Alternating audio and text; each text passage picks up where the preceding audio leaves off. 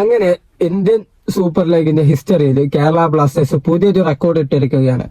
അതായത് നമ്മുടെ ഫാൻസിന്റെ റെക്കോർഡാണത്. അതായത് കഴിഞ്ഞ നമ്മുടെ ബ്ലാസ്റ്റേഴ്സ് വേഴ്സസ് പഞ്ചാബ് FC മത്സരത്തില് എത്ര ആളുകളാണ് ആ മത്സരം കാണാനുണ്ടായിരുന്നത് ഒന്ന് പ്രഡിക്റ്റ് ചെയ്യാൻ പറ്റുമോ? ഞാൻ നിങ്ങൾക്കൊരു 5 സെക്കൻഡ് തരാം, ഒന്ന് പ്രഡിക്റ്റ് ചെയ്യും.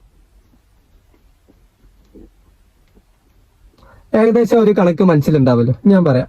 2863 ആളുകളാണ് ആ മത്സരം കാണാനുണ്ടായിരുന്നത്. അതായത് ഇതിന്റെ മുമ്പത്തെ മത്സരം നോക്കിക്കഴിഞ്ഞാൽ ഏകദേശം 3000 3500 3-4 തോന്നുന്നുണ്ട് അതിന്റെ ടോട്ടൽ അറ്റൻഡൻസ്. ഇന്നലത്തെ കളിയിൽ, അതായത് കഴിഞ്ഞ കളിയിൽ 2863 ആളുകളാണ് ആ മത്സരം കാണാനുണ്ടായിരുന്നത്. അപ്പോ ബ്ലാസ്റ്റേഴ്സിന്റെ ഹിസ്റ്ററിയിലെ 12 വർഷത്തെ ചരിത്രത്തിലെ ഏറ്റവും ലോവസ്റ്റ് ആയിട്ടുള്ള ഒരു മൊമെന്റ് ആണിത്. അതായത് ഇതിനു മുമ്പ് ഒരിക്കലും ഇങ്ങനെ സംഭവിച്ചിട്ടില്ല. പക്ഷെ അതും ഇവിടെ സംഭവിച്ചിരിക്കുകയാണ്.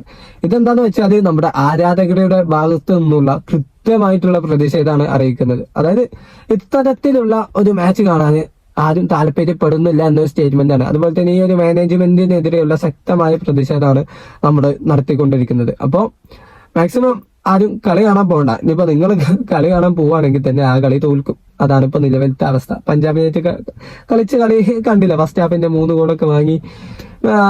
ഞാൻ ടീമിനെ അത്ര വലിയ പറയണല്ല, മാനേജ്മെന്റ് ആണ് നമുക്ക് എല്ലാവർക്കും അറിയാം. പിന്നെ നമ്മൾ ടീമിനെ പറഞ്ഞിട്ട് കാര്യമില്ല.